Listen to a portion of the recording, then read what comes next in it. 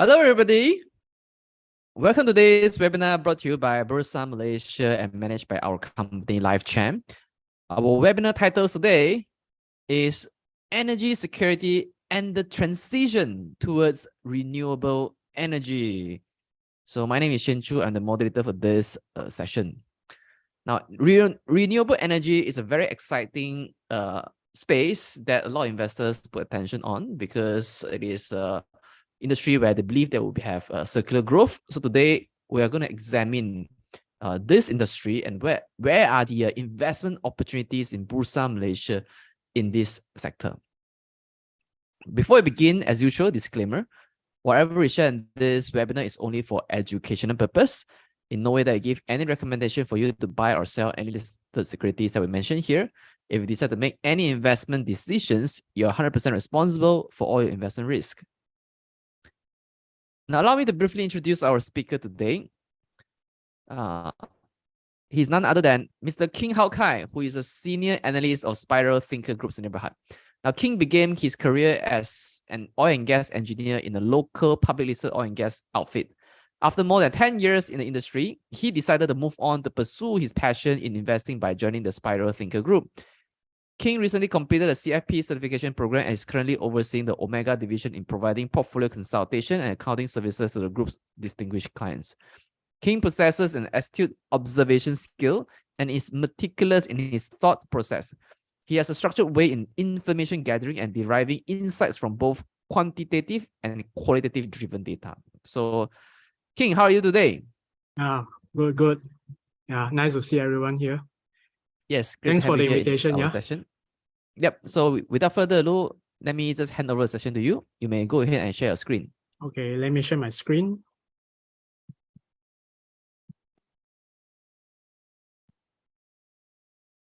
Hi, good evening, everyone. Everyone can see my screen, right? Yes. Yeah. So without further ado, let's start the session. So I break the session into four sessions. So the first and the second is mainly to discuss about why we want to go for renewable energy and what's the reason behind and what's the trend behind it, such as the energy consumption, the changes and our electrification trend recently. And the third one, we'll go into more detail about the types of renewable energy available right now and the more popular right now, and what this has to do with the storage. And the last one is a few case study and the sharing on the investment opportunities in Malaysia. Yeah, so now let's start. So the first part, okay, so for the past decades, as you can see here over the chart, so before the revolutions of the industrializations, I would say, for our ancestors, basically, they just use the wind and water and the wood to get the heat, okay, use it as a source for the heating and the cooking, and also to use the water for the irrigation for the agriculture. Yeah, and then after that, for the as we move on to the end, close to the end of the 18th century, where the industrialization started, okay, when the first steam engine was invented by the James Watt, okay, so we found a more efficient way to improve our lifestyle. Okay, let's say we can use the steam engine to power a machine to help us to, let's say, to sew our clothes. Okay, yeah, and also to invent the transportations such as the steam engine train to help us to carry our goods, yeah, from one place to another place.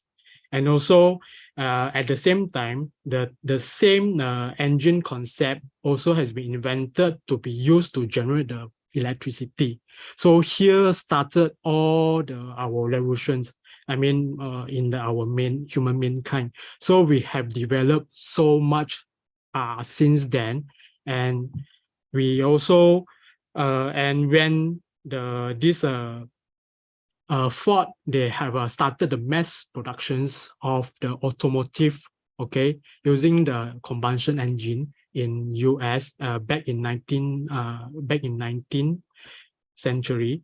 So we have started the mass productions of oil to use it as a diesel, yeah, to start to power our car. So here comes we started to use a lot of coal to power our power plants to generate electricity, and we use the oil to burn and then to power our car and the transportation as well as the train. So, and after that, we also keep on recover a new source of power energy to generate the electricity and also to be used in our daily life. So that's how the changes in terms of the primary energy consumption and the sources. Yeah. And so, but recently, since I think in the 1930s, when the electricity has been mass adopted by all the human beings, so we have been trying to electrify as well. Means everything we try to electrify by connecting our devices to the electricity. Let's just imagine, I mean, within your houses, yeah, within your surrounding, how many appliances or devices that you use can be used without electricity, without a power. I mean, from our houses, you see like the lightings, even our door lock right now, a lot of people, they are changing to keyless type. And also our window blinds, all this has been powered by electricity. And then we have been addicted to TV, to computers, to phones, to our smart devices like iPad, yeah. And and this day we cannot live without the aircon because it's very hot outside. And even right now in the winter, people are trying to replace with the heat pump. And then look at our kitchen. Look at all the devices, all the equipment over there. And then right now, I think recently the induction stove has been the main trend. Everyone is trying to use this, and people are reducing this gas stove, yeah. And then our electric dryer, washing machines, everything. Even our water pump also right now, we are trying to pump it using electricity. And then of course on the trend on the smart home, smart devices, EV charging, all this actually, these are the ongoing trend. So everything is been electrified. The same thing you have been seeing all around in the social media and newspaper. So government everywhere, they are encouraging people to start to change to EVs, electric vehicles, yeah? And then because of the energy efficiency, and then of course to reduce carbon dioxide, which we are going to talk about in the next slide. And then over in this industry and factories, you can see a lot of companies, especially on the MNC, they are talking about the method to reduce the carbon emission and to reduce the reliance on this gas or coal, and then try to increase the efficiency by using an electric automation line, such as a smart factory, which is a very, very hot theme right now. Yeah. And then in terms of, let's say, even in the very traditional industry like the iron and steel, we have been hearing about the industry player that are starting to try to switch to electric type, such as an electric furnace, yeah, like what we heard about, let's say, like the Sassy Steel, they've been talking about this as well. So, throughout all from the industry to the home to transportations. So everyone is talking about how to electrify. Yeah. So that's why this is one of the trend. And then the second thing is, as we know, our Earth right now is very sick. Okay, so we have been facing a lot of challenges in terms of from the environment and also from the climate. So it's true that the global warming and climate change is happening right now. You can see a lot of droughts, a lot of extreme weather happening elsewhere. Okay, over here also you can see right now we are still facing a heat wave that has been for a few months already. Okay, and then all this actually they are starting to disrupt our human livelihood. And also they could endanger our animals and also the plants, which in the end it will impact our food sources, our food chain. So actually all this happen, it's because of the what we call it as a greenhouse effect. So basically what happened is because our human activities, like the way that we generate our power, we generate our electricity, okay, we move our vehicle, all this, it would emit this, we call it the greenhouse gases. Okay, so the greenhouse gases, they are, in fact, they are acting, they are released to the atmosphere, and then they are absorb and then redirect the heat back. So they are sort of like, in a layman term, they are insulating, they are trapping the heat from the earth, from radiated back to the space. So it has been like heated up the whole earth surface. So that's caused the global warming. And subsequently, the climate has been changes due to this. So right now, we know the greenhouse gases is one of the main culprit, right, which causes all the climate change. So human beings, we have been trying to find a ways to try to reduce it. So the greenhouse gases basically has been formed by a few types of gases, and the main one actually is the carbon dioxide plus the methane. Carbon dioxide consisted about more than 70% of the green GHG gases, we call it, and the methane is about 16%. And the F gases, you can see this one, I got it from the Wikipedia. So they consist about sulfur, hexafluoride, hydrofluorocarbons, and fluorocarbons, etc. So as you hear a lot of people talking about net zero emissions, right? And the target and net zero emissions by 2050. And those Kyoto Protocol, or this, basically they are talking about the same thing, is to how to combat the global warming and how to revert the climate change, and by reducing the greenhouse gases emission, especially on the CO2. So basically, this net zero emission, the goal is basically to reduce the emissions, and also plus to try to remove or capture the carbon dioxide from releasing to the atmosphere. So basically, this it summarizes everything lah. Okay. So what has been done? What has this related to the electricity, but related to the electrifications, right? As you guys have been may questions. So here we try to analyze which industry or which sector contributed the most carbon dioxide emissions. As there are a lot of agencies out there, they have been doing collecting the data, and I just get this data from the McKinsey report. So as you can see, this basically everyone is trying to categorize the main sector or segment into 4 to 6 categories.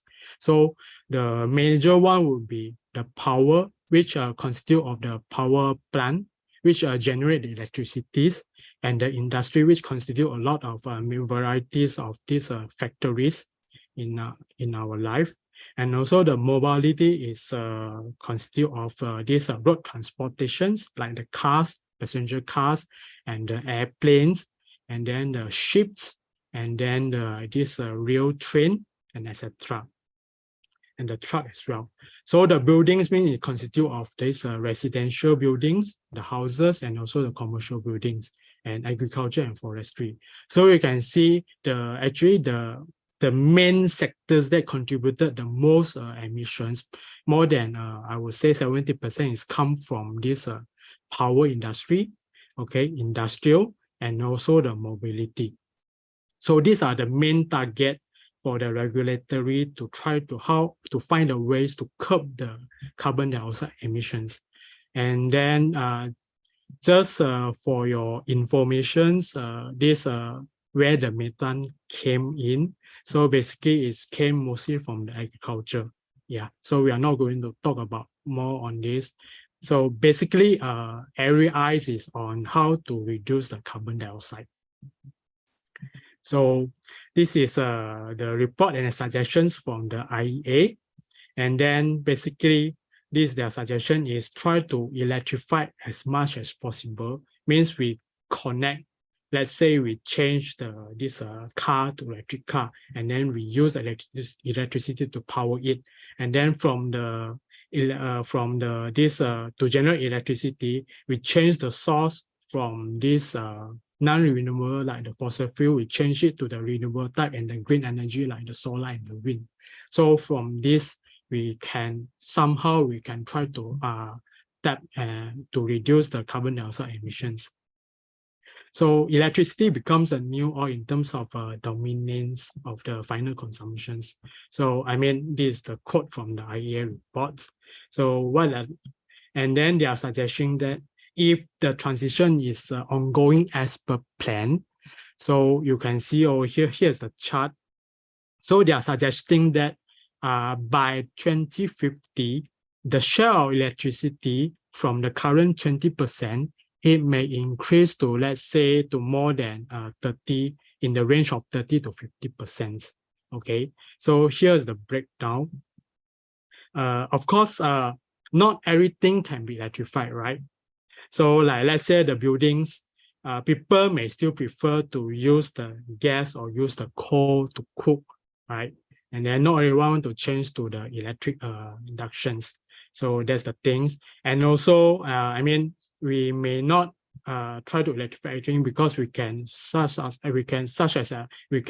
to the non-electrical energy sources such as the bioenergy from our waste.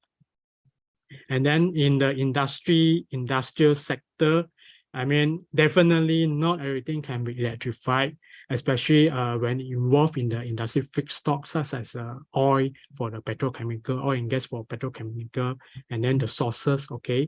And as well as those energy intensive industry, which I mean, in terms of power it using the electricity versus using it like the gas or oil, I mean, economically and also the efficiency, it still cannot be not up to expectation. That's why it's a little bit challenging for industry, especially on the industrial sector. And of course, the transportation, which everyone is talking about it a lot right now, means we change everything. I mean, passenger cars, truck, we all switch to electric type vehicles. And then, of course, there are some transportation which, such as the ships, okay, and planes, which are, I mean, it's still very difficult to be electrified currently based on the current technology availability. So here's the scenario pan out, and here's the plan. Okay, is by this published by the IEA. And I think for clear, I will say I'll give two very useful chart to visualize, to help you guys understand. I mean, it will help you more, okay, how to understand. So here's the energy flow right now, currently, okay? So you can see we are using oil mostly to power our transport, okay? And then we're using the coal to power to generate electricity, and also for the usage especially in the factories. And then natural gas have been used to generate electricity as well as also in the industrial to provide the heat, to heat up in the factory processes. And then, so here are the main thing. So in the future, we are trying to switch everything. What we say as electrified everything means we generate the electricity and to power the transport, to power the industry, to power the buildings, basically to power everything. And how we generate electricity, we ditch out the oil, we ditch out the gas, and we ditch out the natural gas, and then we switch on to renewable energy, which consists of, let's say, the solar power, wind power, nuclear, and hydro, etc. So here's the vision, here's the goal that everyone is trying to achieve. Okay, and by doing this, hopefully we can reduce the carbon dioxide emissions, and basically to help our environment and to help our earth and to help our future generation as well. So that's the thing. And now you can hear basically everyone is trying to go into renewable energy, right? You can see from the news, I mean, just recently, there are a lot of news coming out saying that wind is now the main source of UK electricity for the first time. Okay, solar power is going to overtake the oil production's investment. Okay, so here's the article from Economist is echo the same thing. So you can see the investment, the amount, the money that flow into this renewable energy segment, they are going to overtake oil in the near term. Okay, so you can see the world is changing, and smart money, they are trying to make the move right now to move into this renewable energy segment. And what are the most popular power generating technology right now is, you can see that all this yellow color means is the solar power. So in 2021, the new I would say the new power generating facilities installed is powered by the solar. So it's constitute about 48%. If you compare to, 10 years ago, back in 2012. So here you can see that renewable energy has been the main trend right now. Solar, wind, and hydro, there have been more than 70%. And just to recap a little bit, okay, globally, you can see this is the electricity installed capacity by region. Okay, so Asia Pacific and China has been constitute about more than close to 50% right now for the total global electricity market. Okay, so right now, China alone already accounting for more than 30% of the total global market. So in terms of economic development, in terms of population, we can see this trend is only going to increase. Okay, so the major changes must come from Asia. And this is where the area that we reside in right now. So there's actually a lot of opportunities, especially in Asia countries. So you can see for the top markets for the solar capacity installations from 2012 to 2021, China is the top, where they installed more than 331 gigawatt of solar. Okay, for in the 10 years. Just for your information, Malaysia total installed, this is a electricity capacity, the power generation capacity is about 36 gigawatt only in 2020. And our solar capacity is just continue about 1 gigawatt, just for the comparison. So our market actually is very small compared to the giants outside there. And of course, there are also the wind capacity, which again, China is taking the lead. And you can see quite some European countries, they are taking the top spot right now. And here's here's just, estimations and the projection done by this IEA by 2050, you can see that the majority of the electricity generation will come from these are solar, okay, and then we are going to phase out the coal power plants. There are currently more than 8,000 power plants right now. Okay, you can see this coal. So this will be reduced over the time, and then they will be replaced by solar and the wind. And also you can see the natural also here. There's a projection that the natural gas the gas-fired power plant may be reduced from time to time, and even been replaced by this battery, which we'll talk later in the later slides. So now here's just now I just presented the global. So now we focus a little bit back to Malaysia and to see how's the development of renewable energy for the past 10 or 20 years. So back in 2000, so actually we have started, about 20 years already, our journey into renewable energy. So the SEDA was established back in 2011. So SEDA is a Sustainable Energy Development Authority. So it's a body designated to govern or to authorize this renewable energy development in Malaysia. And there's they have been setting out the targets for renewable energy. So let's say the plan is, so this is the target based on the latest Malaysia renewable energy roadmap published, I think, late of last year and early of this year.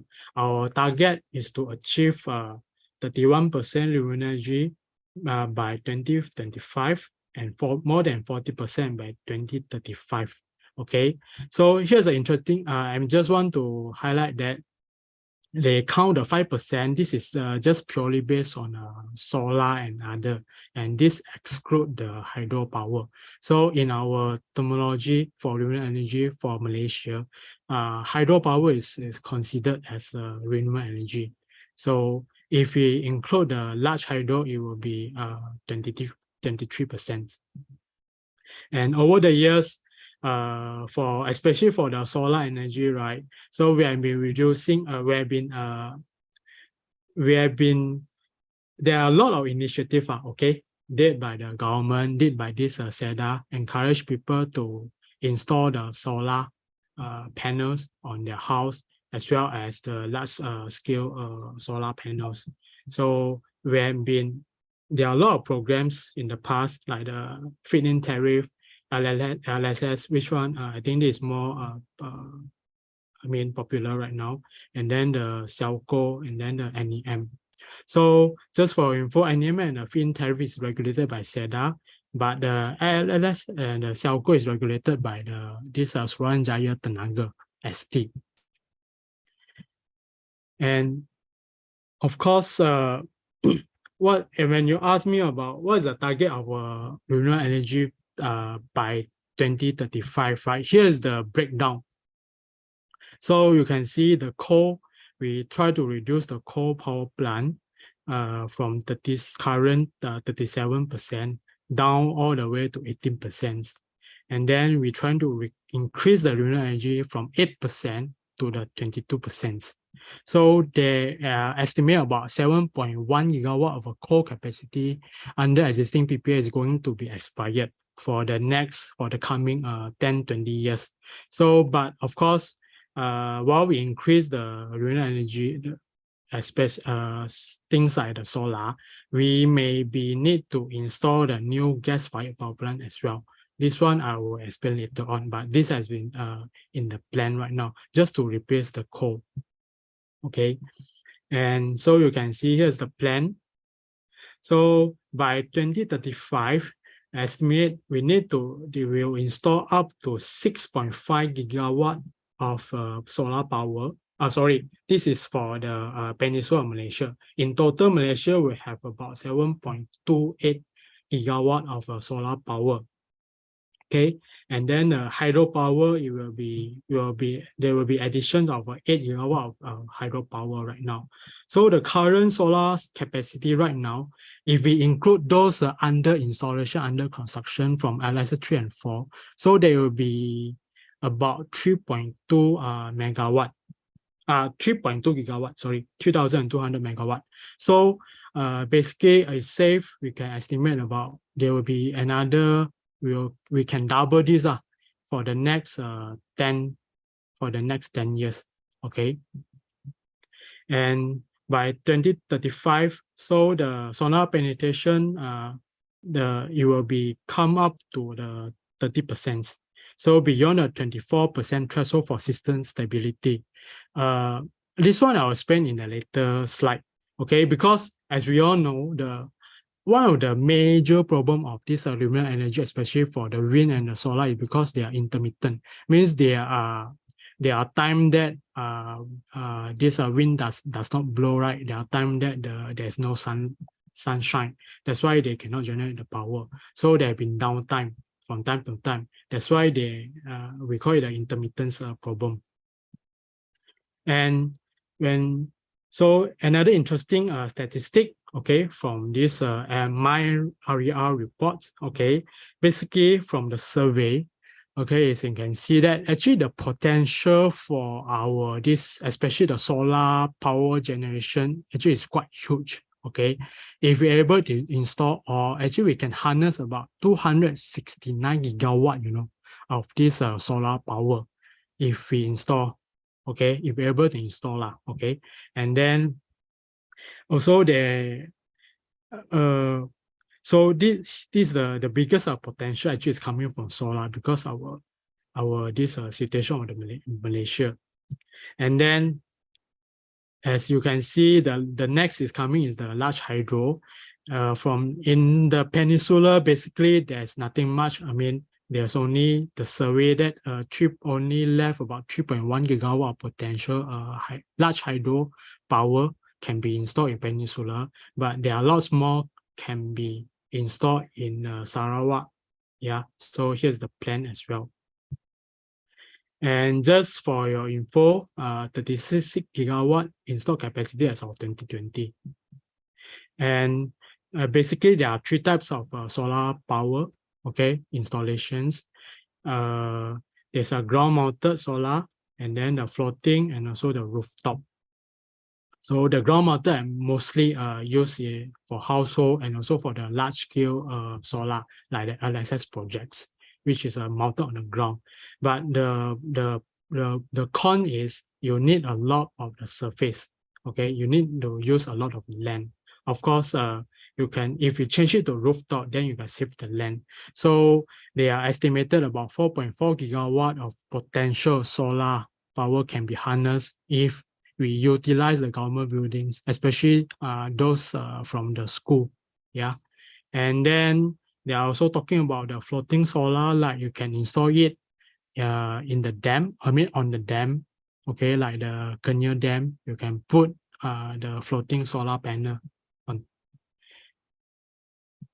So there are also a lot of initiatives did by the government try to encourage people the adoptions of the solar energy. Okay, like recently they have been introducing the corporate PPAs, and then also they are trying to introduce a peer-to-peer energy trading. Corporate PPAs, we call it the virtual power plants. Basically, it means that like the factory, they doesn't have the space or they don't have the capacity. So they are buying the solar power from the producer. It's an independent third party. They buy the power from it and then they use it for their own. So that's why you call it the virtual power plants. Means they do not generate the power by their own. So basically, the solar power produced from a third party, it will go through the grid, okay, central grid, and then it will sell to the target corporate. So there are a lot of examples right now globally, okay, and it has been quite a popular options right now in global as well. So for example, in Singapore, Microsoft is purchasing 100% of this power from the SumSip solar portfolio. That's how they can achieve the 100% renewable. Okay, and then Malaysia recently also they are pushing for this. So the applications for this VPPA, we call it the Corporate Green Power Program, has been ongoing. I think the tender has been called out. Okay, so I think they are target about 200 megawatt capacity for the first phase. And then there's interesting note I found it that from the tender document. So it's strongly encouraging that the solar power plant is installed with the battery storage system with at least 1 hour of full export capacity. So this is how it linked to the storage as well, which I will mention in my later slide. So another one is a peer-to-peer energy trading, which I think they are still piloting. Okay, it's still a pilot project, not yet announced to the public yet. So basically, is whoever household, or I mean the building, if they generate excess solar electricity, they may be able to sell it at a higher price. Okay, to those who need the power. So basically, they are trying to profit from the changes, from the price changes, the price differences in between, let's say the price offered by Tenaga and the price offered by these third-party consumers. So maybe the consumers, when they need more price, so they may be willing to purchase the excess electricity at higher price. So that's how, I mean, the trading can be done. Yeah, and then the one good thing about this is basically this can be happen through the distribution grid. Means it may not need to go through the whole main transmission line, the main grid. It may reduce the burden on the transmission line as well. And now we talk a little bit about the threshold. Remember that we mentioned about the 24% the peak demand, right? So this is the threshold established by the grid system operator. Basically, this means the TNB, like the Tenaga, and then in the Peninsula and the Sabah, because they are worried about the main grid, the main system may be unstable if there are more and more solar power coming into the grid, especially during the very low demand days. Okay, because as per estimation, by 2035, at 30% solar penetrations, so it may cause some baseload plant to shut down and result in frequency stability issues. So just for illustration purpose, let's take a look.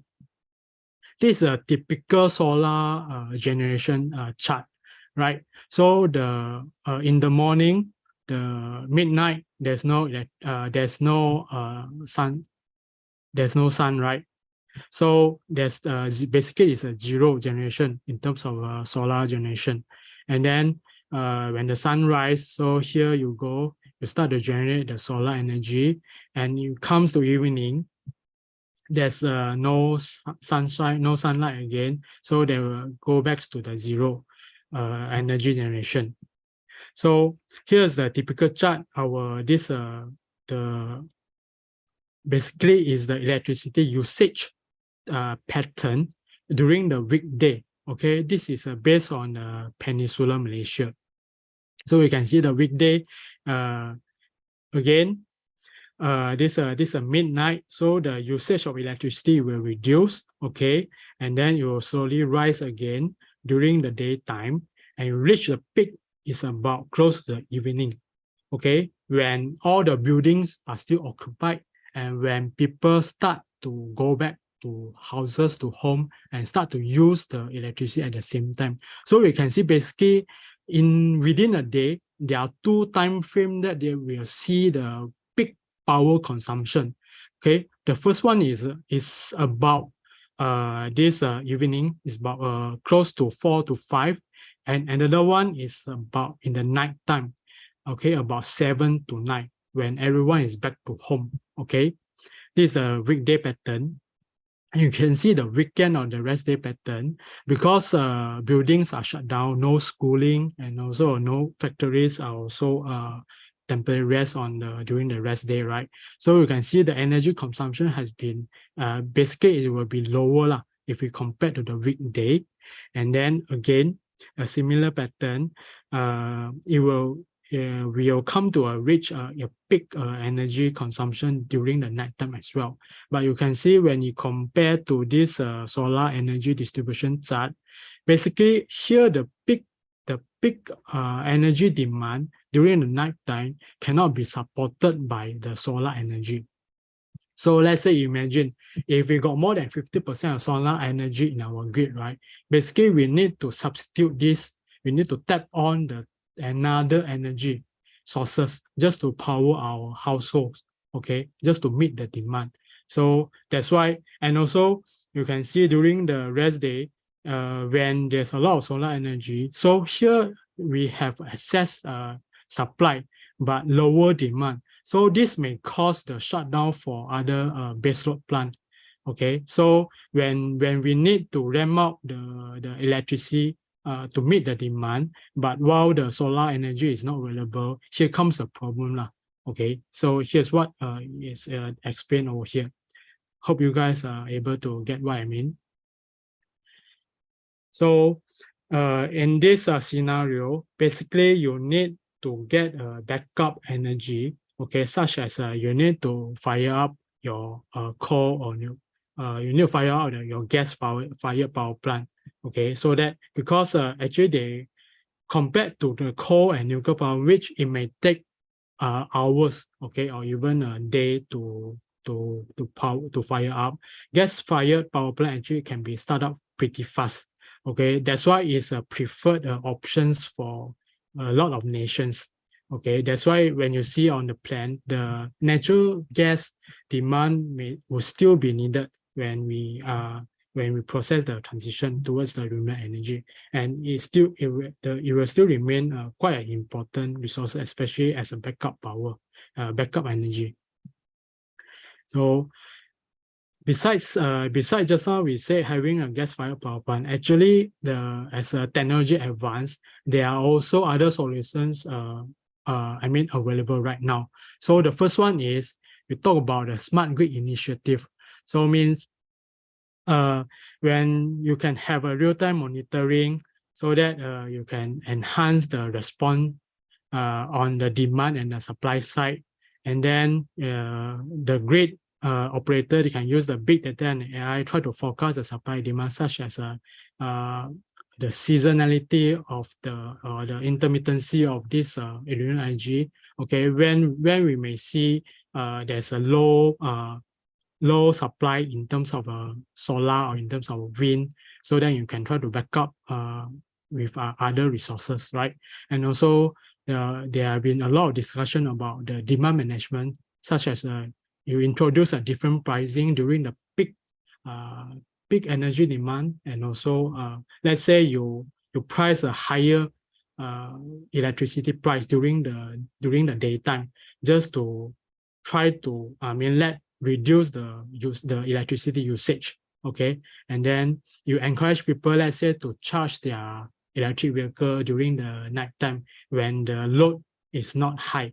Okay, and also the smart grid initiative is also very important to counter, especially in terms of cybersecurity, because everything is interconnected right now. So if there's any hacking activities happen, it may cause a major blackout for the whole city or even for the whole countries. So that's why Tenaga, actually they are quite serious on this smart grid initiative as well. And then the second is, like I mentioned just now, you increase the system flexibility, like you're getting more and more the fast response gas power plants, okay? And then the third one is to deploy energy storage. Okay, so here's the interesting thing. So energy, when there's an excess energy generation, like just now when I showed during the daytime from the solar, let's say from the solar or from the wind, you temporarily store it in, let's say, in a battery type of energy storage, or in a hydro type energy storage, or hydrogen type energy storage, and you release it during the night time from the battery itself. Okay, so the energy storage, they can be categorized as centralized or decentralized. Actually, we are talking more about the battery right now. Okay, as you can see from the report as well. So there's estimated that there's a plan for Malaysia to start the mass adoptions of this energy storage as well in the future. So you can see this decentralized means you couple let's say the solar power plant. Each solar power plant, they will equip with battery energy storage on the site. Okay, so each will act as a backup, and then they will also link to the main grid, as well as our authority. They also got the plan to install the large power storage farm. They call it farms, located at the few important national grid connections. This act as a big storage, and also we call it a centralized storage, energy storage. And then there's also estimation about 4.7 gigawatt hour of energy storage will be required by 2035 just to maintain the system stability. Okay. So now let's going a little bit on what are the opportunities available right now. Okay, as you can see that over the years, okay, from the first industrializations, okay, ID 1.0 to 2 to 3, right now we are at the 4th and the 5th. So you can see a lot of people, they are talking about this innovations cycles, and it's happening right now in terms of AI, robots, and also the clean technology. Okay, so we can break into a few, such as when we need this new renewable energy, what we need to produce a lot of new items, right?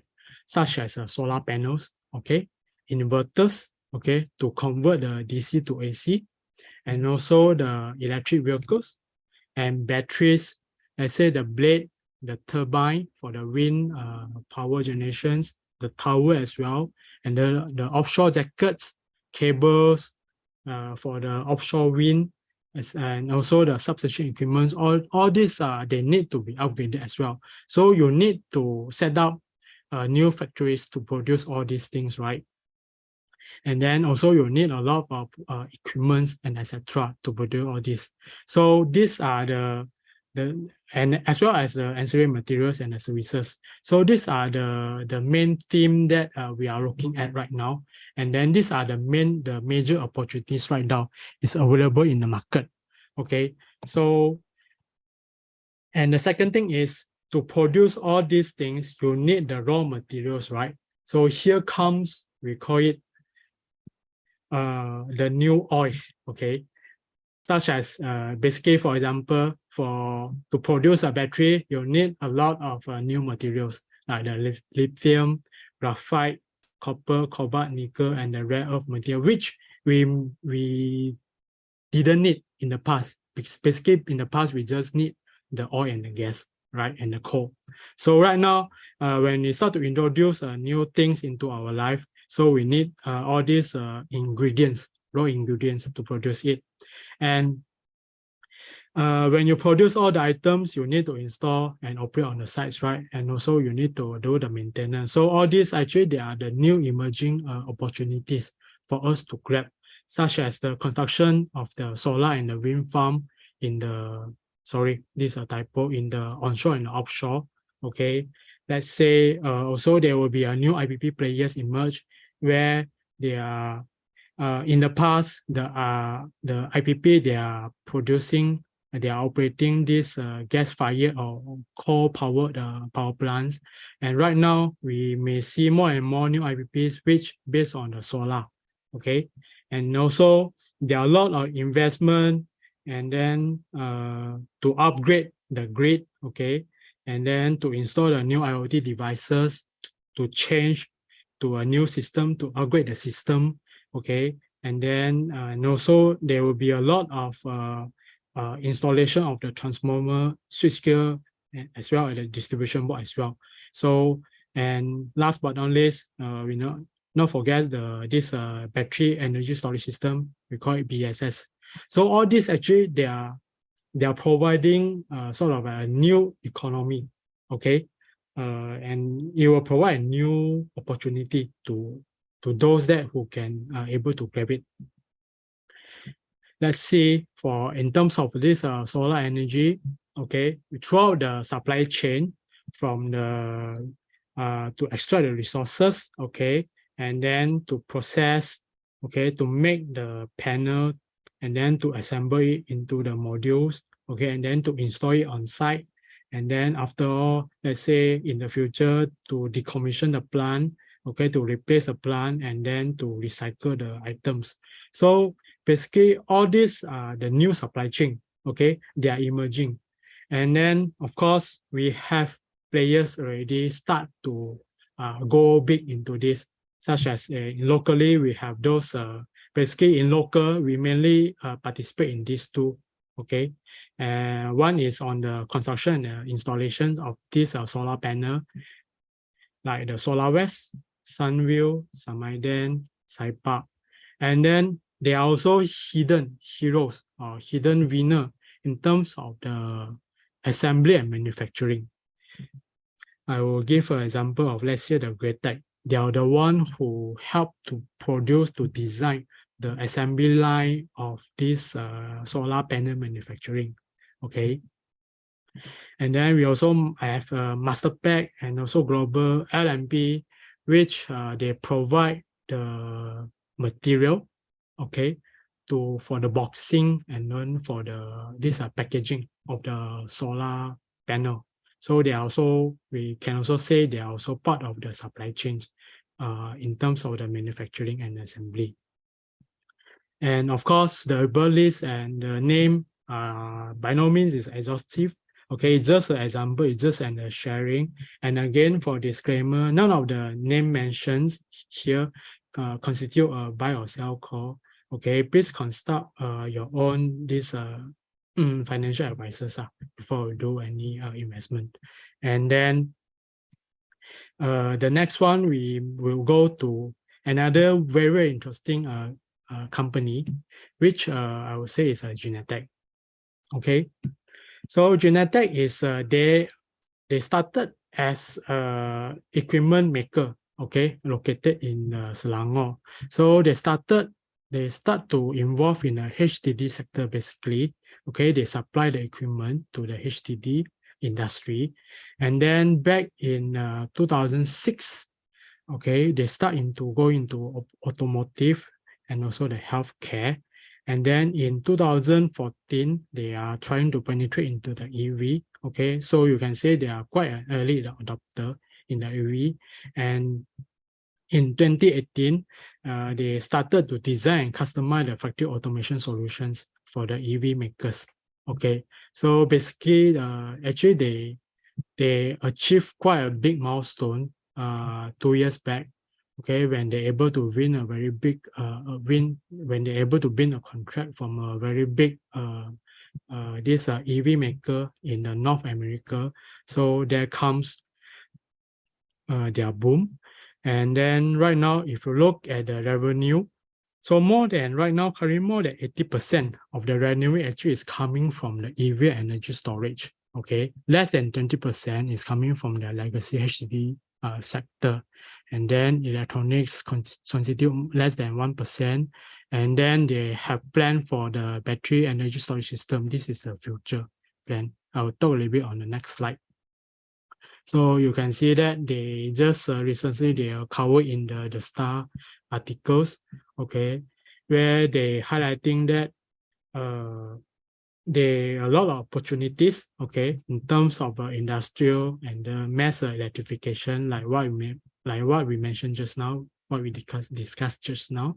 And then from the battery testing, system, braking, electronic control, all these, they are involved in this by providing the solutions and also the equipment for the makers. So they are basically, it's very clear that they are benefiting from this electrification trend. Okay. And the next is, let's see, they are involved, like just now I mentioned, they are involved to provide the assembly automation solutions for the battery pack and also automotive components. So for the battery pack means basically just a battery pack, okay? They are providing, they help to provide, to supply the equipment and then to assemble the manufacturing line and the packaging line, okay, for their customer. And then that's for battery pack. For the automotive components, there are a lot of components, right? Even in the EV, as you can see that there's a airbag, okay? There's this driving system, okay, for the ECU and the sensors, okay, for the motor and then the inverter. So all this actually you need to manufacture in the factory, right? So they are the one who help to set up the production line, to customize the production line for their customers. So basically right now they're involved in major in this four, battery cell, ECU, regional braking, and also the sensor and LiDAR. And also recently, I think by late last year, they're also starting to go big into the BESS, okay, battery energy as a storage system. So they are JV with this Cheetah Global Berhad. Okay, they form a JV and a SPV to design and then to do the R&D and to develop the battery energy storage system and to provide, to sell it to the local market. So they claim that they are the first to locally develop and produce the BSS system. And then right now, they just recently, they just showcased a 1 megawatt BSS prototype back in April. So you can see that it was attended by this our Agong and also by the ministry. Okay, and then the MyBSS, they call it the MyBSS. They will be manufactured by inside in their plant in the Bangi. And then this MyBSS, it will cater to different industries such as transport, manufacturing, energy, and then let's say even like in the data center. Okay, so as you know that actually data center, I mean, has been quite a hot topic, right? Recently, there are a lot of, let's say, the hyperscaler, they are coming to Malaysia. They're trying to set up the data center in Malaysia because our neighbor Singapore has been, I mean, quite rich their limitation in terms of land, in terms of their cost of energy. Okay, to set up a very large data center. That's why everyone is trying to come to venture into the new market, such as Malaysia or Thailand or Indonesia. So, and you all know that all these hyperscaler, they are, and the MNC, they are quite particular on the green energy, on the renewable energy. So they are trying to make sure that whatever the new data center they build, it must be powered by the green energy, the renewable energy. So that's why definitely when like just now I mentioned the problem with the intermittent, right? So you need the battery storage, okay, to smoothen or to reduce the system, to smoothen the load, basically. And that's how they're able to grab the opportunity.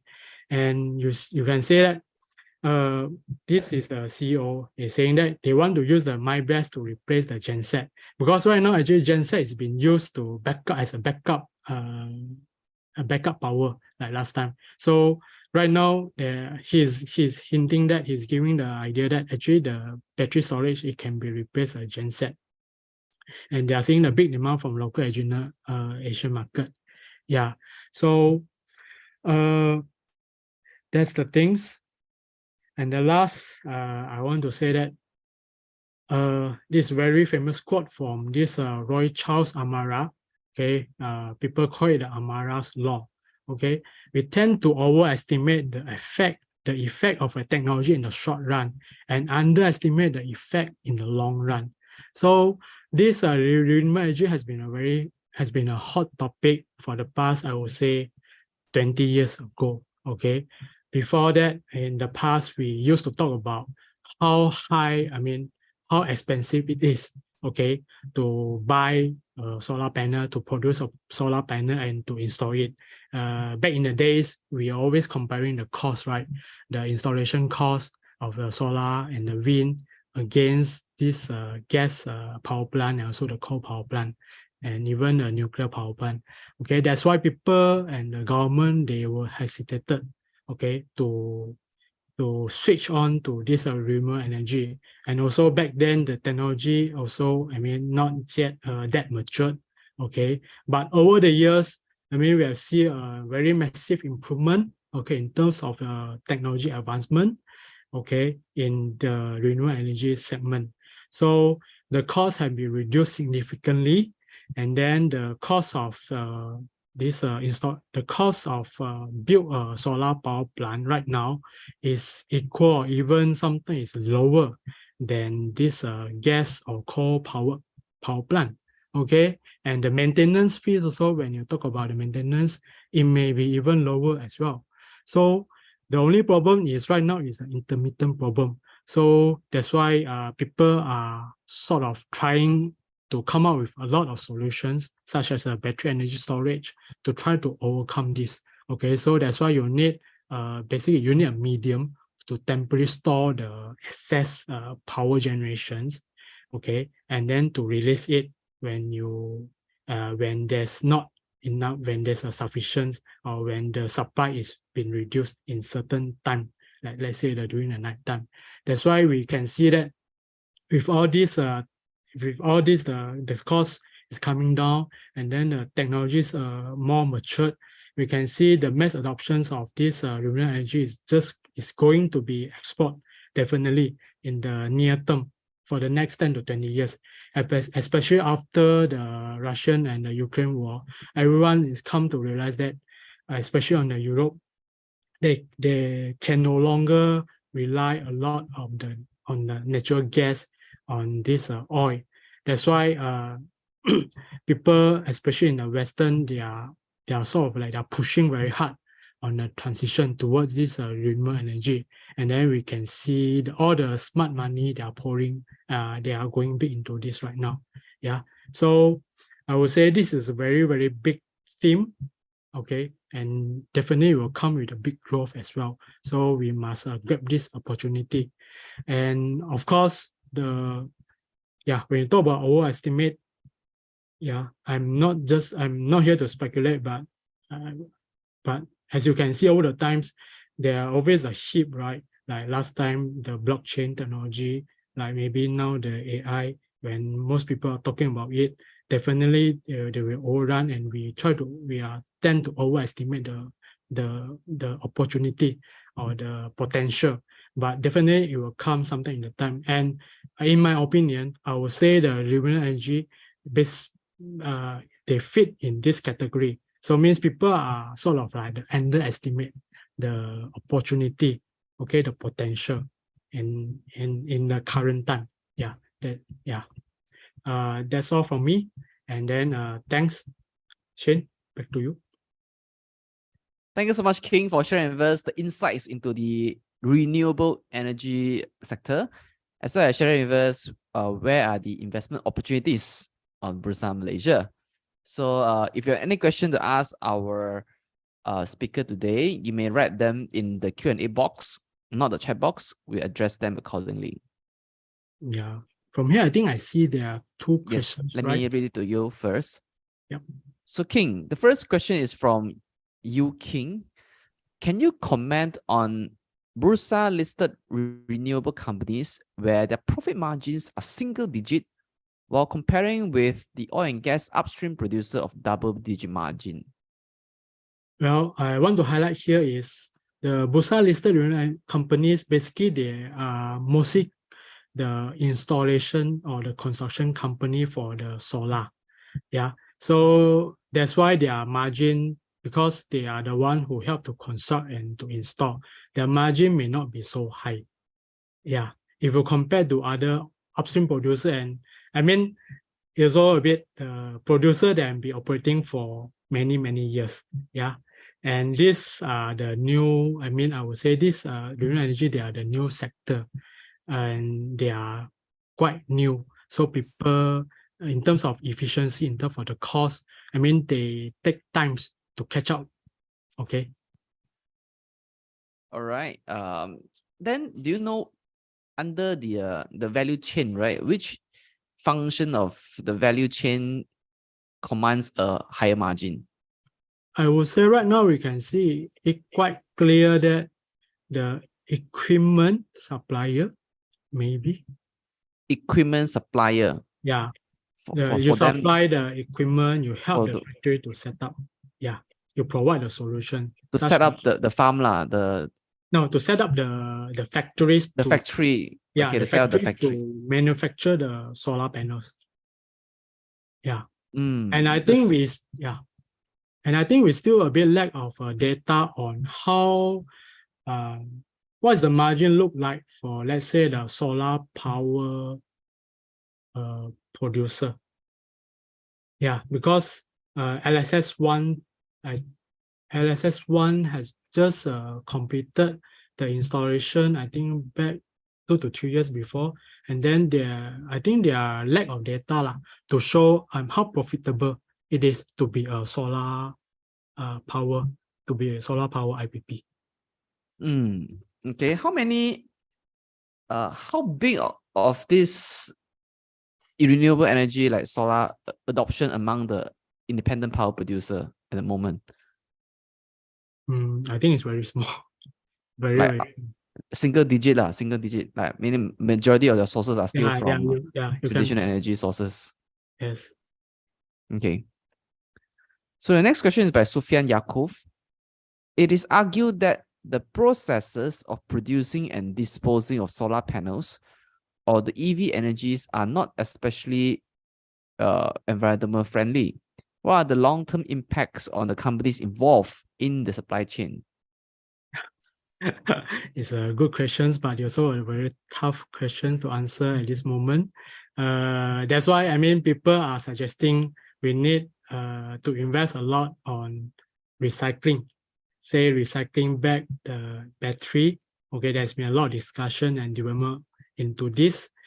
On recycling the solar panel, I think there's also ongoing things. Okay, so people are trying to catch up with the technology development to try to overcome this ESG issue. Yeah, hope I answer this. All right, thank you so much, King. The next question is by Lim. Can you comment about Great Tech? I do not follow closely on this company, but from the information I gathered, quite a big part of their revenue actually is coming from this solar industry. And from my understanding, they are providing the solutions to the solar panel manufacturing companies. Yeah, that's how they earn. They're providing the equipment and so to help to install the production line. All right, thank you so much, King. Now we noticed that the utility companies have a strong start in the year after trending down for quite some time. Then this year they are on the, looks like it's on strong recovery. Can you comment about that? You mean in Malaysia? Yeah, in Malaysia. In Singapore. What I know is in Singapore, they are sort of like normalize the electricity rate. That's how the YTR power is benefiting right now. Okay. And I would say maybe the usage going up. Okay. Maybe during the lockdown, the power usage has been down because of the lockdown. Factories are not operating, schools are not open, and then people just stay at home. Okay, that could be one of the reasons. Another reason is I think the normalizing of maybe the coal price and also let's say the gas price has been coming down, right? Normalizing for the past 1 or 2 years. So that's how it shows in the bottom line as well. Yeah. All right. Thank you so much, King. Just like I talk about new oil, right? Are there any of these minerals in Malaysia that any of our companies that can mine? As far as no. I may be wrong. But I do not know any company, any listed company involved in that. Okay. So maybe we may not have this kind of mineral. Okay, No, we have to go to if anyone knows Africa, Australia to mine all these new minerals. The next question we don't is lithium. Yeah, all those hot minerals we don't have it right now in Malaysia, but we do have a rare earth. Okay.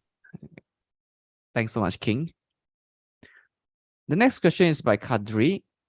Will the transport sector be affected by the development of the solar industry? Because much equipment in the solar industry come from China. Is it true?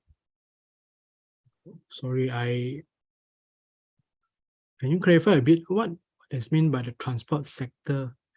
You mean the transportation, the logistic, or?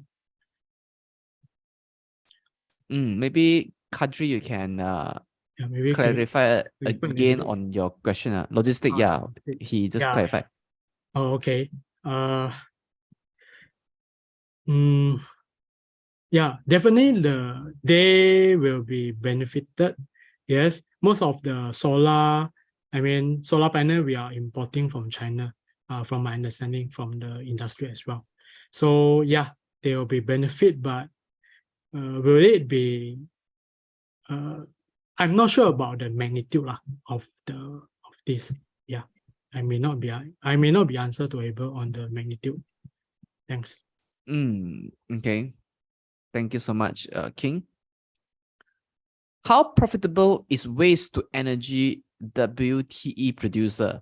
Is there any company involved in this besides SciPark in the country or in overseas? This question is by Andy. Yeah, thanks for the questions, Andy. First, I would like to apologize. I have a very limited knowledge on this waste to energy. Yeah, I may not be able to answer your questions on this. I'm sorry for that. All right. Thank you so much.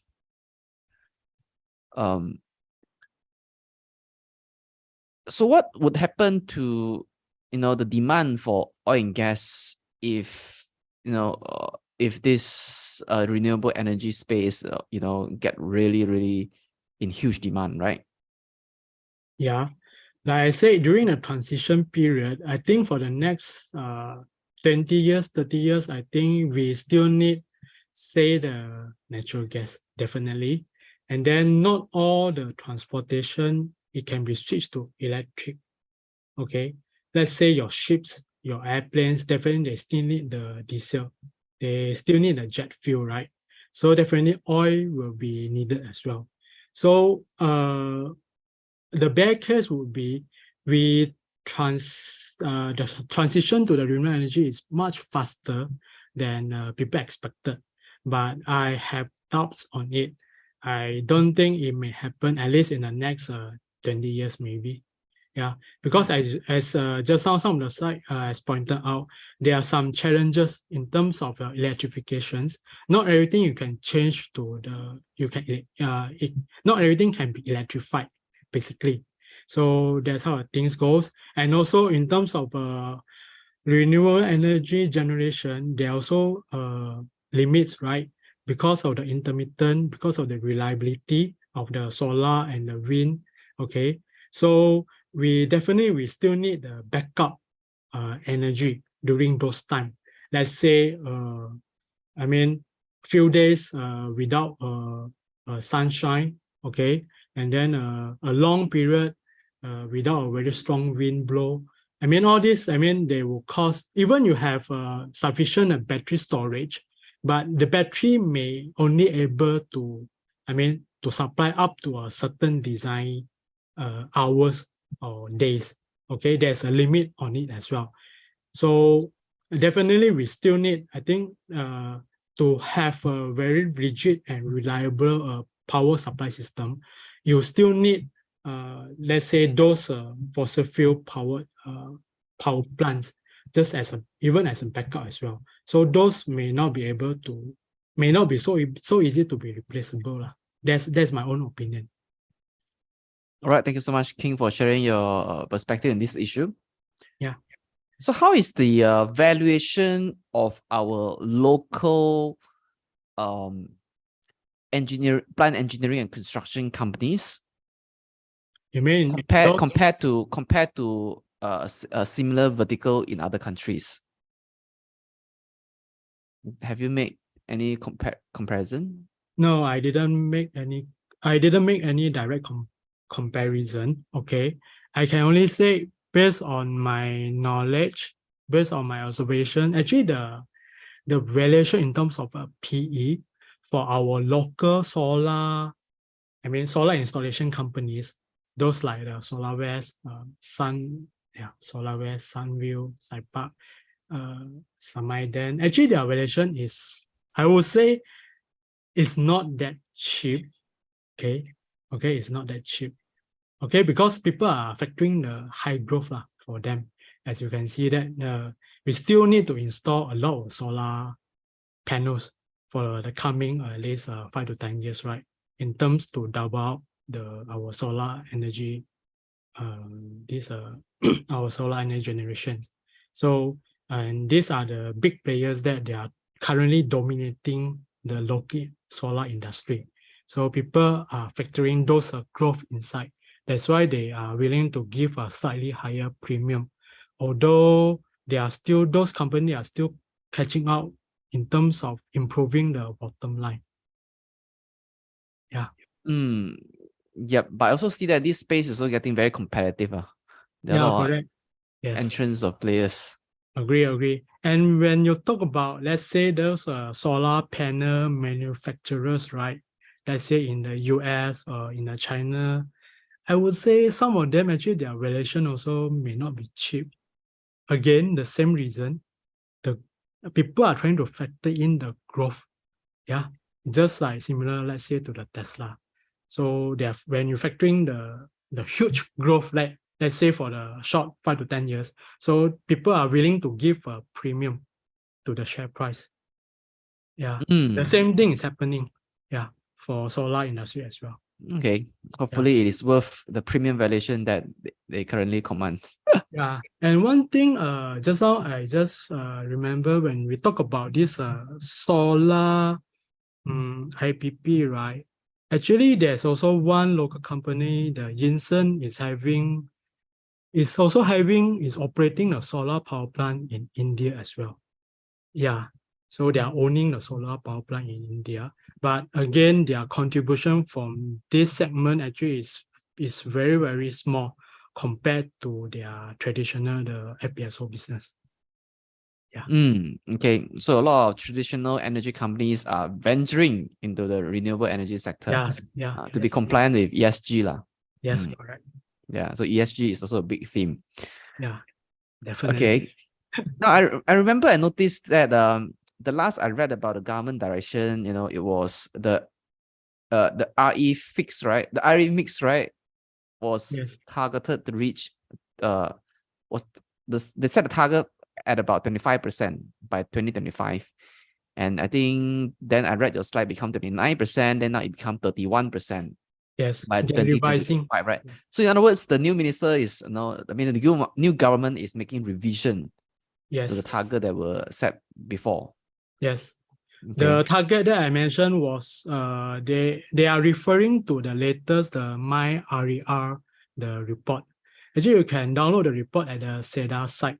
Yeah, they published this report. I think they published it last year or early this year. Yeah. There's quite a good report to read. Yeah. So they are increasing. Yeah, looks like we are, our country is going big.